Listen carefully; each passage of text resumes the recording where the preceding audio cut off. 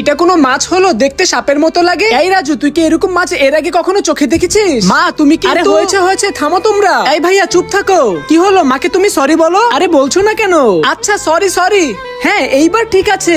বন্ধুরা, তুমি যদি আপেল খেয়ে থাকো ভিডিওতে লাইক করে দাও, চকলেট খেয়ে থাকলে চ্যানেলটিকে সাবস্ক্রাইব করে দাও, আর তুমি কোন ক্লাসে পড়ো সেটা কমেন্টে লিখে দাও।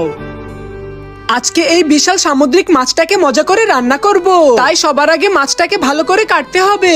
সামান্য রসুন তেলে একটু ভেজে নিতে হবে, তারপরে আদাগুলোও ভেজে নিতে হবে। এরপরে এই সামুদ্রিক মাছটাকে তেলে কিছুক্ষণ ভেজে নিতে হবে। এরপরে মাছের উপরে বিভিন্ন ধরনের মশলা ঢেলে দিতে হবে। তারপরে কিছুক্ষণ আগুনে এই মাছটাকে রান্না করলে রেসিপিটা একদম তৈরি হয়ে যাবে। কইরে তোরা, চালো চলো এইদিকে আয়, রান্না করা শেষ। দেখ খেয়ে কেমন হয়েছে। আরে মা, তুমি আগে খেয়ে দেখো কেমন হয়েছে। না রে বাবা, তুই আগে খা, তুই খেলে আমার খাওয়া হয়ে যাবে। আচ্ছা চলো আমরা তিনজন তাহলে একসাথে খাই।